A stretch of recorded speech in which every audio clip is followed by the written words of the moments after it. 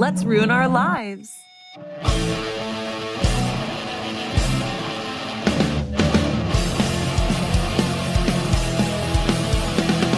Getting pissed at high tides, chewing up like cyanide.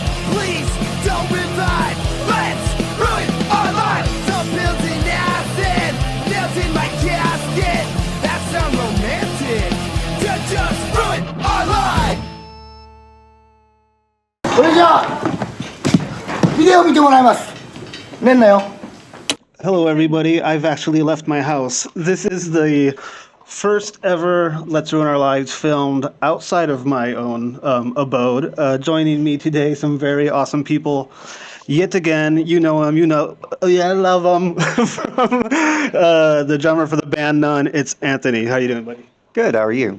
Doing well, thank you so much. And for the first time on the podcast, it's a production duo, stalwarts of the punk and metal scene here in Phoenix. And they were nice enough to meet me out here and get me out of my house. It's Victoria and Matt.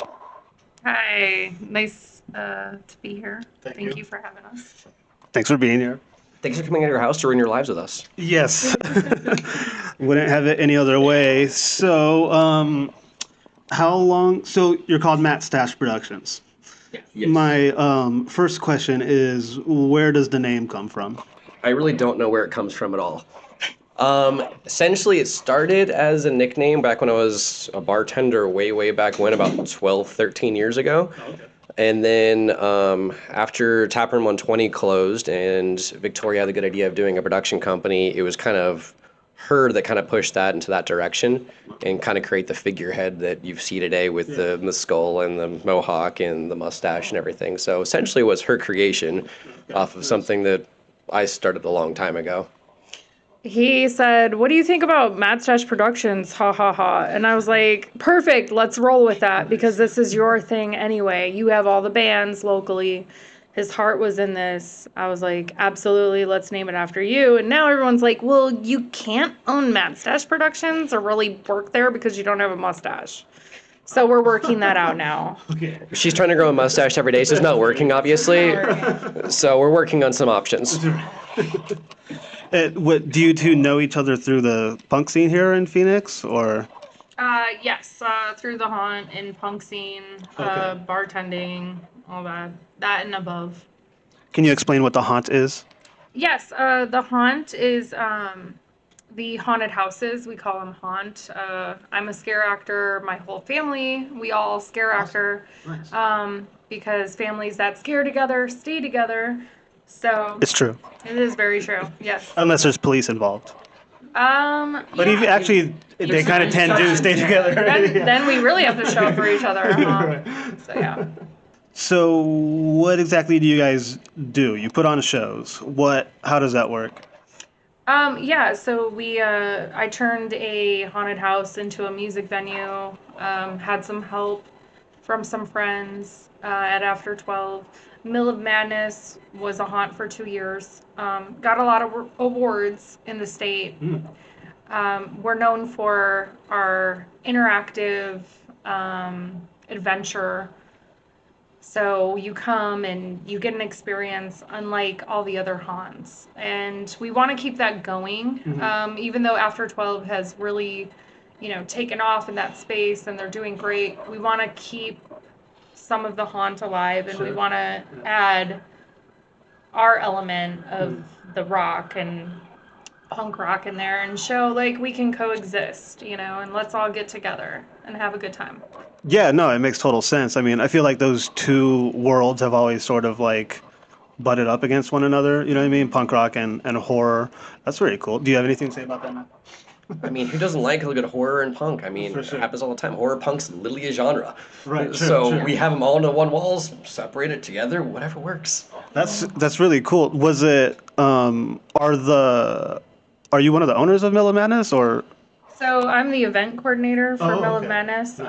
I started it as a party venue, and was going to start renting it out, or Yeah. we were going to find a after-hours group. The after-hours group scene what was going on there, and they're like, hey, let's do it, you know. And they moved in, and they've brought a lot of equipment that I can't afford, Right. and they've turned the place into something incredible. The experience there is just unreal.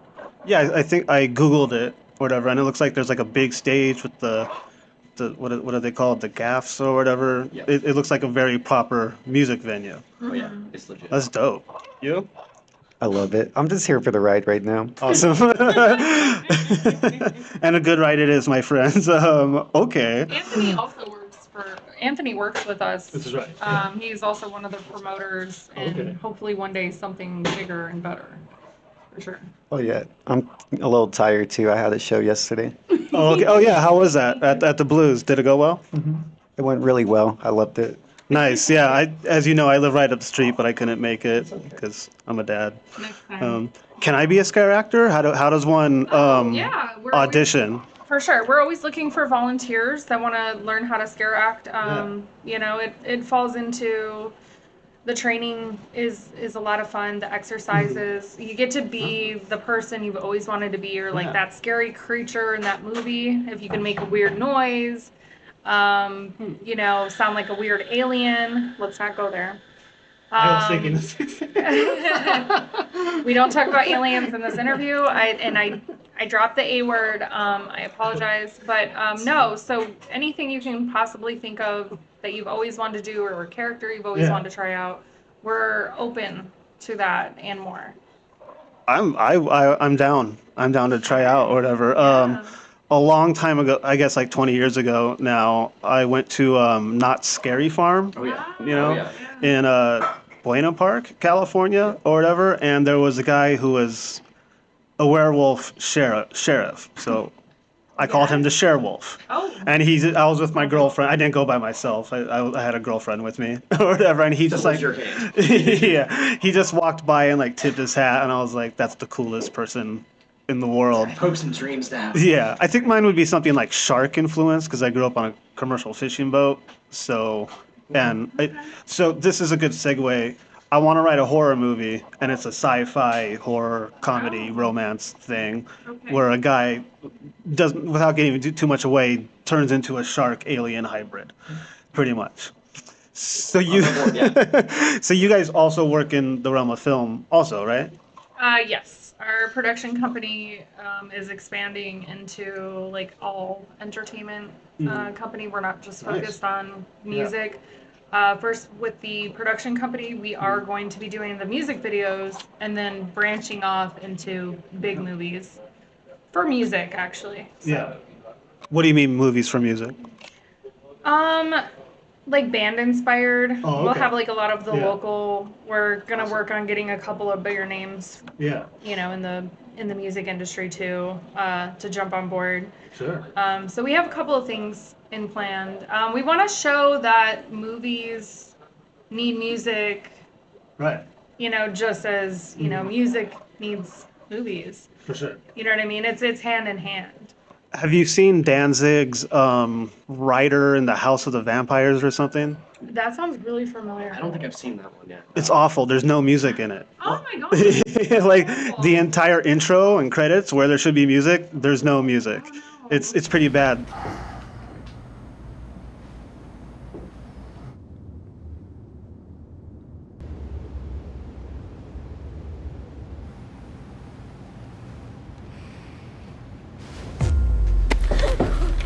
What's it? Devin Sawa is in it. He's the main character. I mean, that's kind of old school inspired to think about, like 1920s, True. like in all those older school Dracula movies. There was nothing in the background at all, and that made it extra creepy for me. It's a Western. All right, well, I can't speak on that then, so. But what school's Lee Ving from Fear is in it? I think he plays a bartender, the lead singer from Fear, which is cool.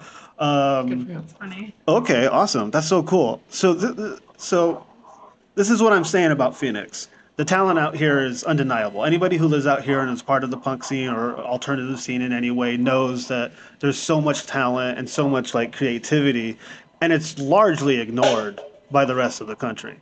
You know what I mean? I don't know why I said that. So what inspired you to start this production company?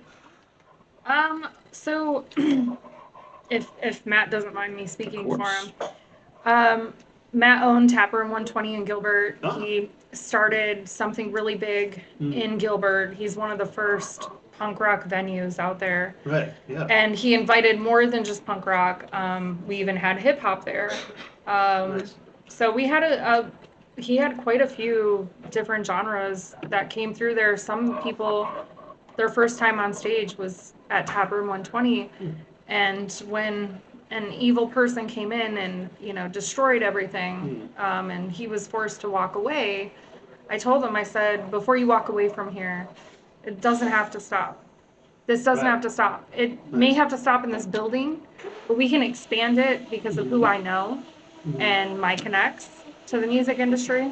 I said, why don't you give this a go? And he said, you know what? Why not? I have nothing else left. And I said, you know, these bands love you and they believe in you and they want to, you know, go with you. And None has been one of our first bands to step up on that. Body Res Yeah. being one of them. There's quite a few names, so excuse me, forgive me for not, you know, doing the Santa list of names of bands, but for the people that have been here with Matt, like, we appreciate you. Thank you for coming out. Thank you for supporting our shows.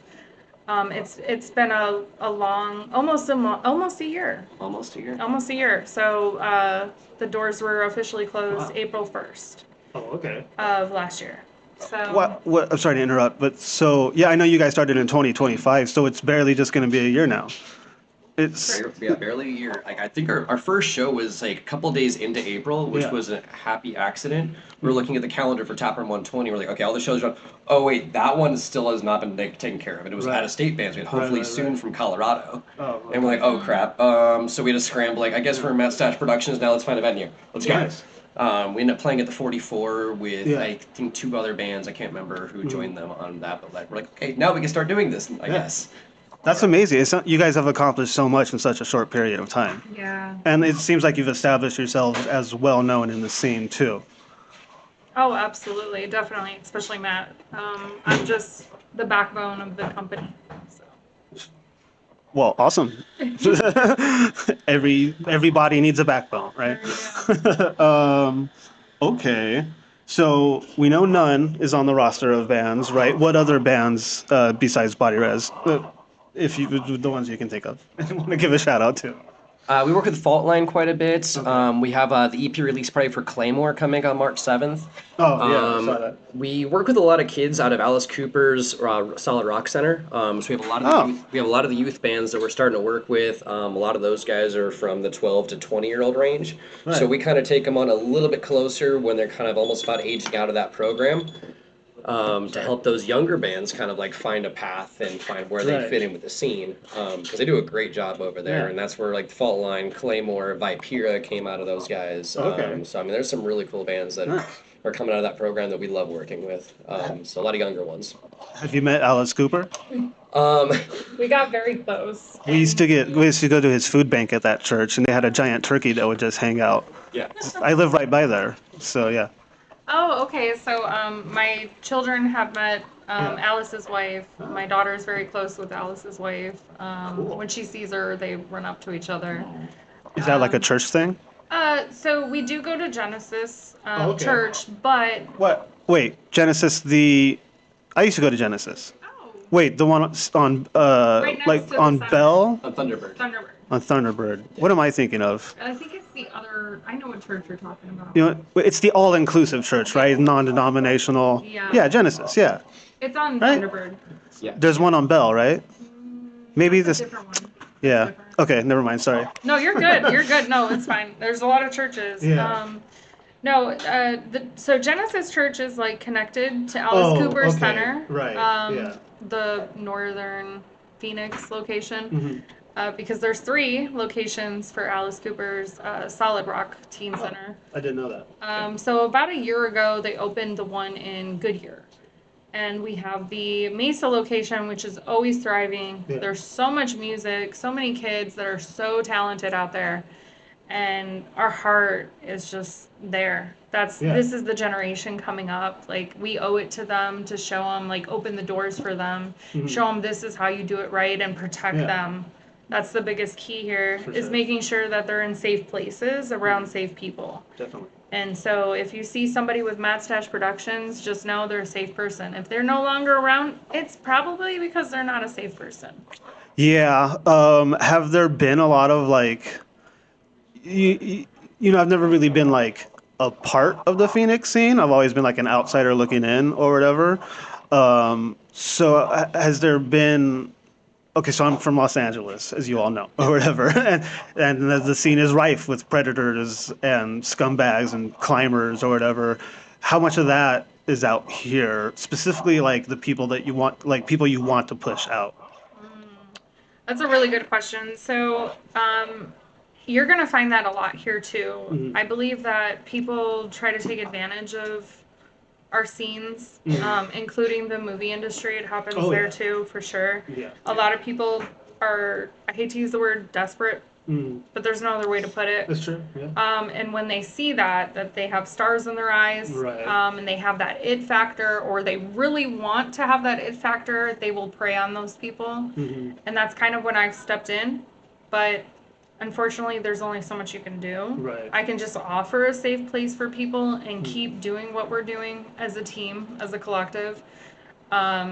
There's not a whole lot. Like, I'm not going to stand on top of a mountain and scream, these people are bad and these Right. people are bad, because I'd be up there day and night. And who's going to hear me? Right. So when things do come arise, when we have issues, we handle it collectively. It doesn't matter where we're at and what we're doing. We have all eyes everywhere. And anyone has a problem. Anyone, it doesn't matter who they are, what race, what color, what they identify as, what they sing, if they're singing about aliens. I don't understand this alien reference. Well, You don't have to go into it. well, we'll do that. We'll do that. That's a on whole close. separate Okay, sounds good. We'll close it out on the aliens. But no matter what you are and what's going on with you, I will always protect anyone who comes through our doors and shows up for Mattstache Productions. Yeah, no, you make a good point. Like something that sticks out to me in punk in general is that it's like a haven for like outcasts, you know what I mean, weirdos and people who feel like powerless or whatever. And then you have people on the outside of that who look inside and they say like, oh, here's like these easily preyed upon folk or whatever. I guess I'm surprised by the amount of religious people in the scene out here. Again, coming from Los Angeles, it's very taboo. You know what I mean? Like it's like everybody's just basically really atheist. Like there's not really much spirituality like outside of like like yoga or whatever, and like you know what I mean, like within the punk scene or whatever. Can I just, for the record, can I say that I couldn't imagine any, especially none, doing yoga, and now I want to see that. I think I would hurt my limbs. No, that would do your limbs good. Right. That'd be perfect, especially being a drummer. You're right. I mean, I should do that, but I'm lazy. He doesn't like it. It's wonderful. I'd highly suggest it. Honestly, yoga is awesome. It's also the patience. Like the patience to Yeah. sit there is just really bad. Well, you don't sit. Can we just AI generate none to do yoga, Yeah. and then say you did yoga and let the fans decide? Eddie, throw that in, please. He said no, we can't do it.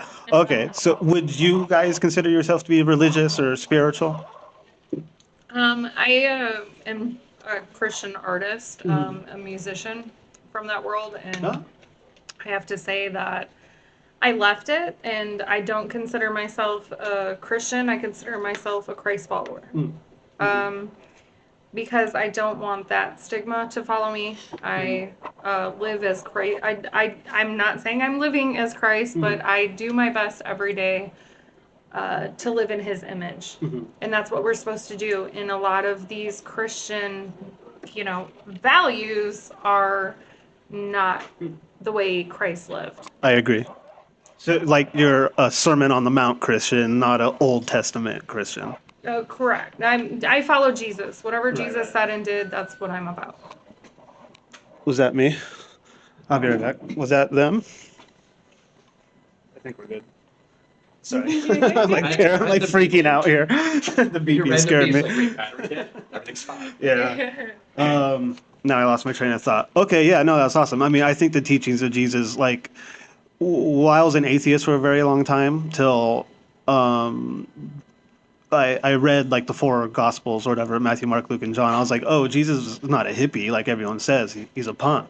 Yeah. You know what I mean? He was like totally about anarchy. Yes, and completely. women's rights. It makes sense. Yes, Yeah. completely disabled rights, standing up for the poor. You're supposed to give away all your money, all your belongings, and live your life in service to the poor. The complete opposite of American evangelism. Yeah, Right. 100%. And you know, getting violent. He flipping over tables, whipping people. Over money. You know Yeah. what? I saw a meme that like really stuck out or whatever. It was like, think about what it says in the Bible. He saw the people selling stuff for sacrifices inside the temple and changing out money or whatever, the money changers. He then left the temple, stripped stuff off of a tree, and sat there to make an actual whip. That would take hours, Yeah. if not days. So it was a premeditated violent assault. Yeah. You know what I mean? I'm like, Right? how can you hate Jesus? I know, Like, yeah, you no, he- can't not like him. He was totally awesome. Well, that's what I think is so interesting. Like with you see like all these like I'm just gonna call them fake Christians because that's what they are. Right. That's what American Christianity is. You know what I mean? Like it seems to me that the people who have never been Christian, who have always been against it, they've actually done their research and they're like, oh, Jesus actually was a cool person. You know what I mean? Personally, I don't think the divinity part matters. You know what I mean? I think he was saying that everything is divine, and this is like the words themselves are like the best spiritual teachings, if you ask me. And he's a good example of a prophet throughout history. Now that I've alienated a good portion of the audience, Intermission's over, folks. okay, I could talk about Jesus all day. I'm a big fan That's of Jesus awesome. too. Yeah. I love that. Is modern pop music not the work of evil? Wow, that's a tough one. I come from a recording artist Right. world. I started off as an R&B singer and eventually was going to be a pop sensation. But I chose not to be Yeah. a sex slave Right. at 16. Right. And I was pregnant and I had my son and I said, this isn't the life for us. So I left the music industry for a little while and came back. Like I said, I became a Christian music artist because I was like, well, they're not going to ask me to shake my ass in a video. So this should be good, right? And instead, no, they didn't. But what they did, they wanted to own me. Right. And they wanted to tell me I wasn't living accordingly. Right. I wasn't a good Christian woman. I was never enough. Right. And I was like, and they called me a witch. And I was like, you know what? On that note, I'm out. So spiritual and psychological abuse. Absolutely. Yeah. And that's why I got Wow. this tattooed on my face. Okay, Because yeah. I knew I was leaving the music industry. Right. And I knew I was going into movies. Mhm. So I said I never want to lose Okay, my yeah. sight of my first true love. Was that out here in Arizona? That was. Oh, yeah, okay. the hip hop Christian community. Oh, Yeah. interesting. Okay. Are you both from Arizona? I'm from Detroit, Michigan, born and Oh, raised. okay. Came out here in 2014. Okay. I'm actually from Southern California, Orange. Oh, nice. So, yeah. The city of Orange? City of I was born in Orange, then we lived in Anaheim Yeah. 6-7 years, Oh, okay. and I- then I don't know if we talked about you've been to San Pedro? we left when I was young. Oh, And okay. I've had a lot of concussions from hockey, so I don't remember a lot of crap that happened when I was a kid. But yeah, we left and moved to Yeah. Florida, everywhere in between. Oh, okay, so yeah, gotcha, so gotcha. we bounced around, but Okay. born in Southern California. but Yeah, been here okay. most of my life, essentially. Yeah. So it seems to me like you guys are sort of like worldly people. You seem very knowledgeable of how the world operates. How does that influence the production company of Mattstache? I mean, it helps tremendously because we can see it's not just this small pocket of community right here where our focus is more, okay, we're right here now, but where can we Right. get you? And we've seen what it looks like on the East Coast. We've seen what Right. it looks like, I've been overseas and everything. We can see the potential of what we can do. It's not just a local scene anymore. Now it's Right. building a global community. Right. And we're all about connecting that completely versus Yeah. being so focused on one small pocket when we can change so much across the board. For sure. Okay, very cool. You still didn't answer my question. Is modern pop music not the work of evil? Okay, let me clarify that. Okay, so in the 20th century, let's say from the 50s to like the late 90s or whatever, pop music was good. You know what I mean? There was a lot of very good pop music. Like, it wasn't like what we think of pop music as today, right? It was made by actual musicians who were masters at their instruments, wrote their own songs most of the time or whatever, and made pretty, palatable but very like endearing songs. And then I would say with the invention of like boy bands and like boy bands and like sort of like you were saying like like turning female artists into basically like slaves for the recording industry, pop music started to take a turn, right? Where it became all manufactured around an image, around sex, around consumerism. I literally, on one of our episodes, I tracked the Billboard Top 100 from the year 2000 to 2025. In 2008, rock disappeared from the radios, from the radio stations. Alternative gone. Just all pop music, like evil, bad, terrible pop music, and fake hip hop. Yeah. So I ask you again: is modern pop music evil? I mean, do you think it still serves a purpose? Can it be redeemed? Or whatever your opinion is, that kind of led. So, my take on the pop industry, or the charts. Honestly, it's all based on science now. Data Right. is gathered for lyrics. It's all about like they have a whole system, right? And they have teams that work on it. There's a lot of thought that goes into it, but I don't know if where's the messages? Right. And I actually recently became like we'll call it a country singer, if you will, because I'm so sick of listening to music, especially on the radio, and it's like, where's the stories? I'm from the R&B world. Right. And ever since I can remember, I mean, you've got Marvin Gaye, Let's Get It On, even though it was a sexual song and it was about, getting it on, it was a story he told. Right. Totally. Like how he was feeling, and now it's just straight to the point, let's go to the room and let's F. Right. And there's no story. There's no, I love my woman. I love my wife. It's our anniversary. Right. There's none of that anymore. So that's kind of why I went back to country, because there's a lot of soulful artists. With Beyonce going into country, that's opened a lot of doors for Black. Powerful singers to feel like they feel safe now to make country music. Now, anyone and everyone should feel safe to make any music they want. It doesn't matter the genre. And there shouldn't be a skin type for a genre. That is absolutely insane. Especially because rock and roll would have never happened if it wasn't for Black influence. That's true. So for me, I think the way things are going is headed left and right. And I think it's for us to decide and to keep it going. What direction do we want to see? Now, right now is an interesting time in both music, movie, television. There's a lot of division going on. There's a lot of people that are about to be taken down, Right. including our government. To not go there, but to go there. We can go there. It's fine. No, we're not strangers to that. Yeah, let's ruin our lives. But to put it simply, all the worlds are crashing. So it's like, who's going to come out of the ashes? Right. I can tell you I survived Detroit and the tragedies I've survived. Right. Multiple, even here in Phoenix. I've survived everything you could possibly think of, and I keep rising up. So to take back the music industry, television, movies is nothing for me. And I'm ready. And I'm ready to make it a safe place for everyone. Okay, so I found out about a book that I just recently ordered or whatever. It's called The Play in the System, The Art of Parasitical Resistance, which is an odd title or whatever, but That's a good name. it's a good name, yeah. But Very powerful. yeah, first, that's why I got it. The synopsis or whatever was like, talking about kind of like what we're both saying, like all counterculture gets co-opted by the mainstream, right?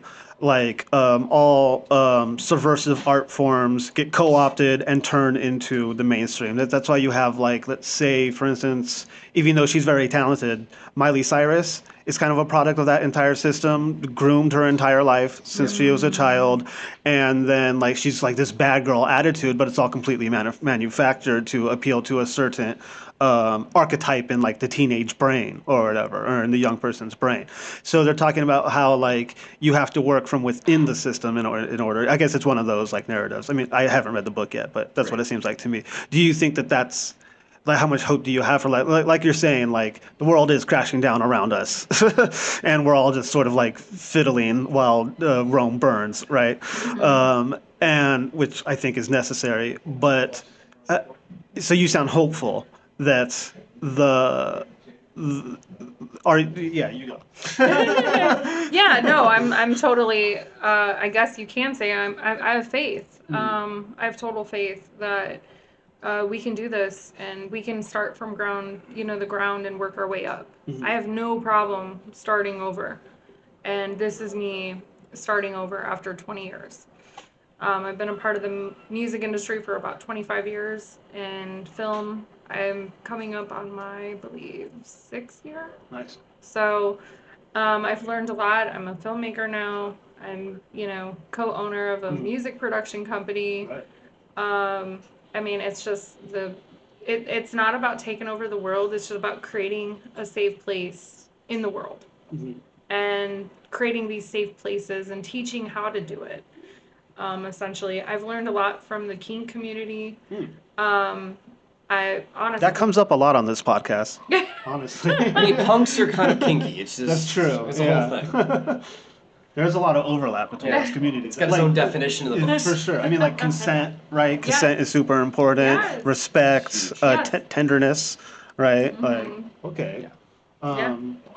Okay. That's super cool, guys. What would you like to see changed in the Arizona punk scene? Or I guess the punk scene in general? We just need to see more community, more people getting together. There's too many internal rivalries and internal beef. Right. We were literally at the ground level fighting for the same exact cause, and we're just fighting each other because that's what they want. Right. They want us to focus on fighting each other because we're not looking at them anymore. We're so focused on these small distractions versus the global conquest that we're looking Right. at. Right. If we band together, that starts at a local level and it goes to global. We're talking about.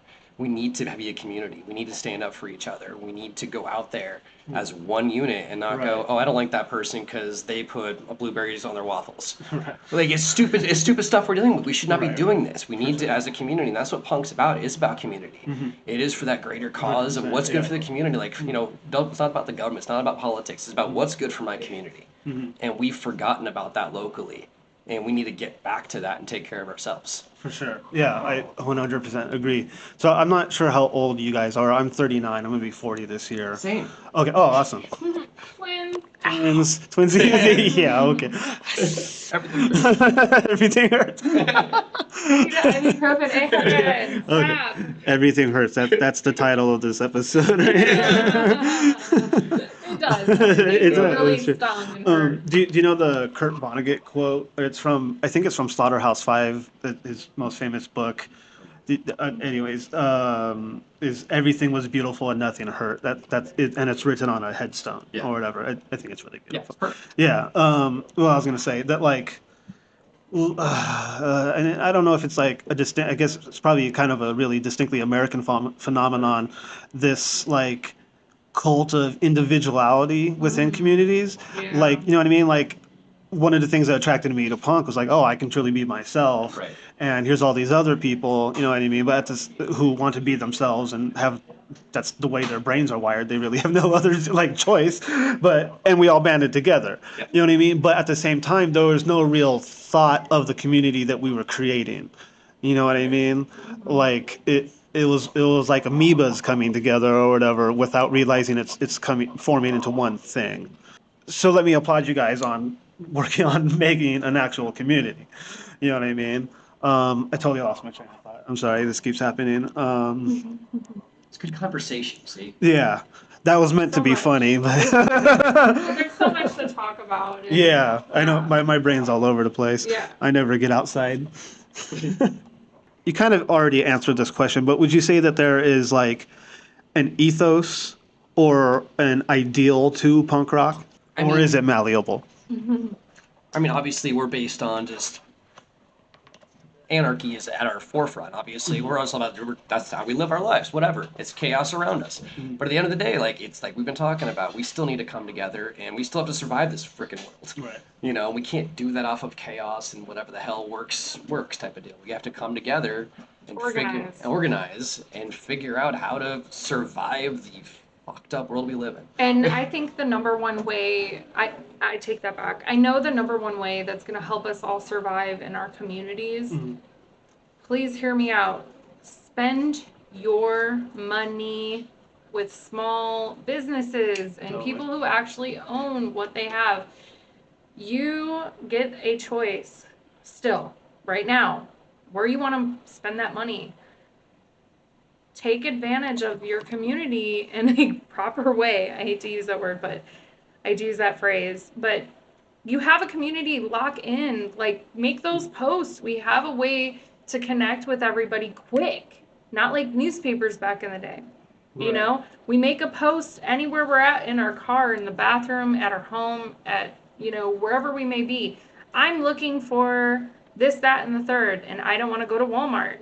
Is there anyone who's selling something like that? I got this shirt at Walmart yesterday. We can edit that out in post. It's okay. But yes, I totally agree with what you're saying. I live in North Phoenix. Give me a break. That's why we chose Brew-Ja's, a local coffee shop here in Hispanic-owned, female Hispanic-owned coffee shop, because we want to take our money and spend it where our heart is, you know, and going to Starbucks, they don't give a shit. And they're taking their money and giving it right back to the other people. So what you're doing is taking the ball for the team and going, hey guys, hey other team, here you go. Right. And they have more you know, bigger players, bigger, you know, everything. They have the big money. They don't need our money. These guys need our money. For sure. You know, and they will take care of us. It will come back. If we circulate our money and keep it within our communities, that is how we're going to grow. True, true. Also, very delicious drinks, I gotta say. Yes. I had the horchata chai. It was amazing. I swear to God. So yeah, no, what you're saying is awesome. So my question is then, how to rally the community? You know what I mean? Like, I look back on like the DC punk scene, right? The DC hardcore scene. That was all about community, right? And like they would hold like political events, right? Like look at Fugazi or whatever, especially like, and I see a lot of need for that and almost like a striving for that out here in Phoenix, not Los Angeles. So let's just leave that out. It's dead. You know what I mean? And punk still lives out in Los Angeles. Don't get me wrong, but it's sort of that cult of individuality. It's all about everybody just being themselves, and they just happen to be. They all look the same. You know what I mean? And if you don't fit a certain vibe, you're ostracized. You know what I mean? Anthony knows nothing about that. Nothing at all. I don't even know what fashion is. You know, I've been wearing the same stuff since I was in high school. So. Tight. Me too, man. Except for this shirt. I got it yesterday. What do you think? Pretty, I like it. Thank you. It's pretty. It's giving Golden Girls Wallpaper. Yes. I love it. It's I like love that. Sex in the City vibe. Right? Sexless in the city. For Valentine's Day. Yeah. My favorite was, who was the little old lady? Sophia. Sophia. She was my favorite. Yeah. That's my niece's name. Anyways, so how do we rally the people without coming off as like trying to be like one of the things I have with like internet revolutionaries is that they're clearly making it all about themselves. You know, the way they go, look at what ICE is doing. There's this and this and this. And it's like, okay, awesome. They're highlighting something very bad, but then they're like, and I'm so and so, and I do this, and you should follow me for all the. And I'm just like, it to me that's just like that's like false prophet type stuff. You know what I mean? That's like they're doing it to make a name for themselves, and it's disingenuous. So like, how does someone or how do you guys or us or whatever, I guess I'm trying to do it too with Let's Ruin Our Lives, is form that community, you know what I mean, without coming off like a certain way or whatever. Yeah, so at our shows, we like to have all ages when we do big bashes. And what we do is we tell people 12 and under children are free. We want you to bring your kids to these events. Right. We want it to be something the whole family can come to, because we're talking generational here. And that's what's going to keep us together, is bringing families together. Instead of like, well, this is, just for the adults. Like, we need more things in our community for all ages with children. Right. Where it's safe. And show people, like, you can have somewhere to come. Like, I know if I have being a single mom for 20 years, if I have a place where I know it's kids all ages or almost free, I'll definitely be there, and I'll come out and support. And of course, I'm going to spend money there because that's what children have you do. For sure. In a good way, and I'm happy to spend my money there instead of people coming in from fairs and having those pop-ups where they're coming from other states. I'm supporting my friends locally. It feels good. We're having a good time. We're eating. We're sharing stories. Those little moments are so special, and we talk about it for years. Yeah. A certain party that will happen, or a get together, a family event. We'll talk about it for years. Right. True. For You sure. know. That's a pretty amazing idea right there. Punk is about the youth. That's what I think a lot of people forget. It's centered around the young people. They're the ones who make it, and they're the ones who make it live, or whatever. But at the same time, as an aging punk or whatever, it's all about yourself, and you want to get away from the kids or whatever. But it's like that's kind of where the community ends, right? So that's a pretty smart idea. So that's cool. So. Yeah. This interview was supposed to be about your shows. what do these shows look like? So I know it's like a lot of punk and metal. We do mostly punk and metal, and now we're doing a lot more hardcore shows, the Middle of Madness, which has been great, all ages shows. Yeah. But we've done some more alternative stuff. We got some acoustic stuff. Obviously, with her being in a country band, we're leaning towards that. We have a couple artists in that realm. Nice. We are looking in the EDM realm as well. Sorry, you're good. I think our biggest thing is, if you're not an asshole and you're easy to work with and you got a potential and you got the drive to do it, we'll work with you. Yeah. But if you don't have the drive, if it's a hobby for you, or you're just a flat out asshole, it's like we're not going to work with you. Well, I guess I'm out. Yeah. I mean, it's been a struggle working with None, obviously. They're so hated in the industry. So hard to work with. Literally like the chillest people I've ever met. I try to stay out of everyone's way. I just want to play music and have a good time. Right. That's pretty. Absolutely. I mean, we're open to some people that have this as a hobby. Don't get us wrong. Where there's a place for you, but we're not going to put a lot of time and effort into people because it's not fair for the ones who want to grow. And that doesn't mean get their music video up on MTV. That doesn't exist anymore. R.I.P. But Thank God. Maybe a show, punk 16 and pregnant with None, like, even though, like, they can, maybe some spin-off. I don't know. Behind the music kind of thing? No. Oh my. I don't know. I don't know about behind. Bring back those VH1 days. That's not going to be that fun. We got to have some kind of mashup, like Keeping Up with the Nuns. Be like the real world. I mean, they did a lot of women metal that kind of invade their lives for a little bit. Yeah, like You're like her dad on TV. What's up, dude? Yeah, Wadawoo Metal Dad is extremely precious to Mattstache Productions. He's unfortunately he wasn't able to make it. He's been out of town dealing with Wait, who is this? Wadawoo Metal Dad. You'll have to watch the videos to find out who he is. He's away right now. I'm not gonna say he's in jail for owing child support, but our legal team's working on it. Our legal team is working on it currently. We're gonna get Wadawoo out. Like, we're gonna make the shirt. What is this name? Wadawoo? Wadawoo Metal Dad. So, Wadawoo Metal Dad is actually a joke.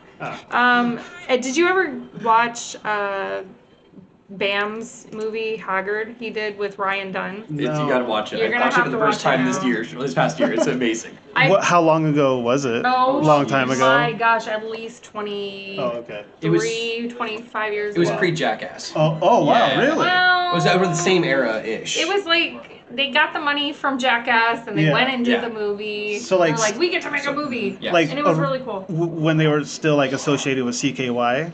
Yes. Yeah. Oh, okay. Yeah. There's music in it.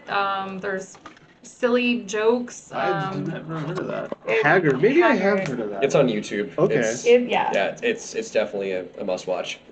One of the bands I used to play with back in the day, and sometimes their music is on our channel, they call themselves Haggard Numbskulls. I think they might have got it from that movie. More than likely. Yeah. More than likely. But yeah. There's some metalhead stuff in there, and it's really funny the way they portrayed it, and you'll see. And that's kind of the inspiration. That's how we developed, unfortunately, Wadawu Metal Dad. And it's like if that guy was an actual character and he later on had kids, and Okay.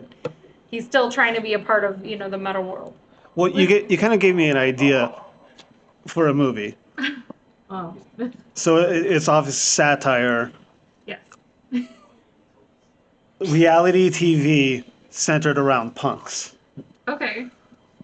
Okay, hear me out. Okay. So you've got the evil producer in the background, right? Like calling the shots and making them do all the weird, wacky stuff, but it has to be overtly punk, like tying 40s to your hands or heroin Oh my God. overdosing or whatever. You know what I mean? Who Like, overdosed the fastest? who can overdose the best? The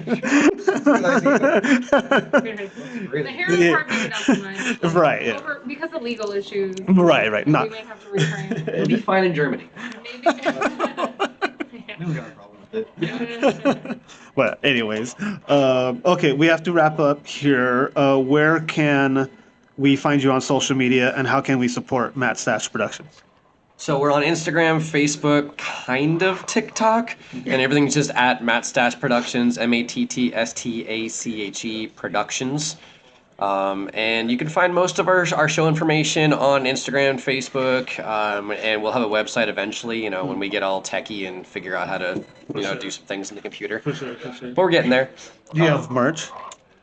We're working on merch pretty soon. We do have some we merch. have we have a couple stickers, we have a couple pins, and we have a collaborative sticker with None for their upcoming tour. We made some cool little dollar bills to say "A None We Yes. Trust." Yeah. We can put our Mattstache Oh, right. Productions Yeah. on there. Yeah, I Yeah. saw those, yeah. So we have those that are available now through Roach Class. You can buy those online through their merch store. Nice, for sure. Yes, and watch out for the music video with None. I am the director Nice. and the writer of the music video. What song?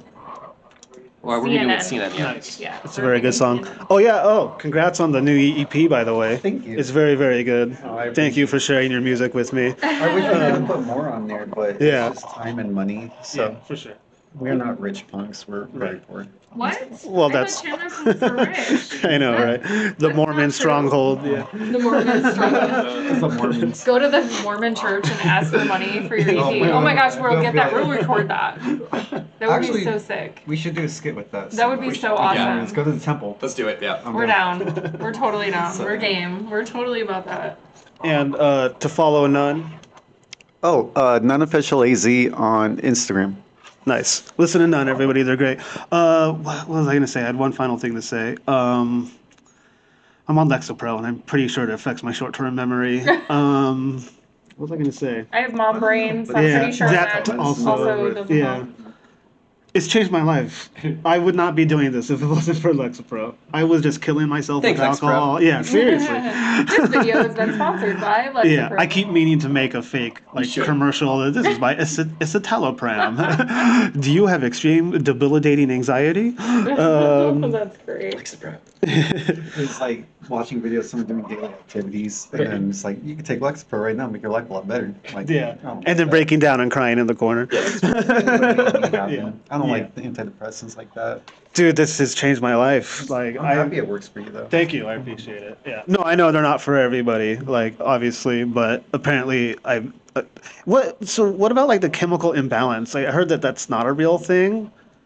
You know how they say depression is caused by a chemical imbalance in your brain?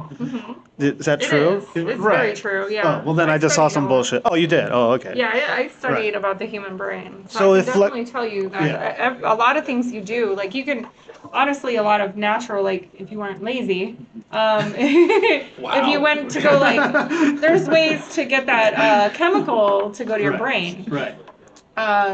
But some of us nowadays, because America, we're slaves to the society, so we have no time. A lot of us, especially the lower to mid class, we don't have time to go for a hike every day. We don't have time to go for a jog in our neighborhoods, especially in South Phoenix. I'm not jogging. Dogs turn to runs pretty quick in South Phoenix. Yeah, and I'm not doing that. Like I know my place, and it's not with jogging in my neighborhood. For sure. Unless I'm with all my dogs, then you'll see me running through the neighborhood, and they're normally pulling me. So would I obviously I'm not asking, I guess I am asking you to diagnose me then. So I was diagnosed with, general anxiety disorder and moderate severe recurring depression. Oh wow. Is what it was. So I'm moderately severely depressed, which Do you is drink a lot of coffee? no, I hate coffee. I drink a lot of Diet Coke nowadays, but no, the Lexapro has made me like fearless. It's kind of getting to the point of scary, or like I'm not feeling much feeling. No, because I'm tired most of the time. No, I don't know. It's just like I lived a large amount of my life just in fear all the time. So I self-medicated, drinking every single day for like over 20 years. And smoking weed and thinking that was helping me and making me more creative and stuff. But it got to the point where I literally accidentally committed myself to a mental hospital. Oh my gosh. Because it markets itself as a rehab, but it wasn't a rehab. Anyways, so with the chemical imbalance thing, like Lexapro is a SSRI, a selective serotonin reuptake inhibitor, meaning that it stops the happiness from leaving your brain too fast, right? So trickling down slowly in the back, in your stem, So it is a chemical imbalance is real, is what we're saying. Absolutely. Okay. Yes, because you can see it shift when somebody does different, exercise of any form, especially one that you love. Like let's say, for instance, skateboarding. Right. I'm a roller skate kind of person. Do you do roller derby? I used to. Nice. I'm in my late 20s now, so I can't do that anymore. Anyway, whatever works for you as far as like exercise goes. Obviously some of us have limitations now, and we can't do the same things that we were able to do, and then changing your diet is huge, and that's hard. Again, we're on the go as Americans.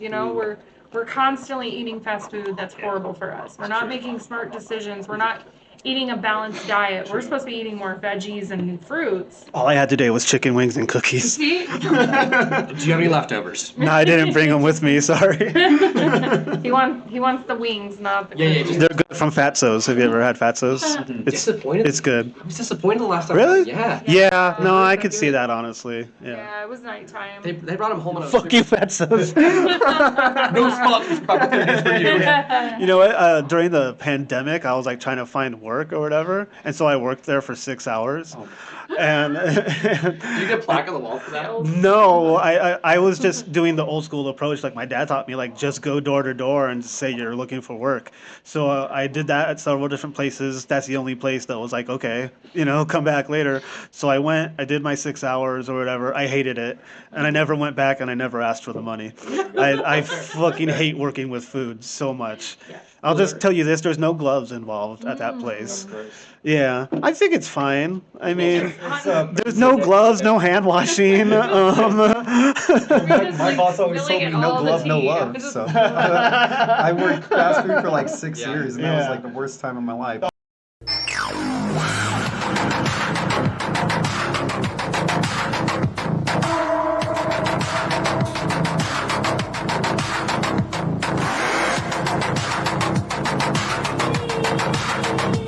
I know, but I'd rather be blind in heaven than sighted in hell.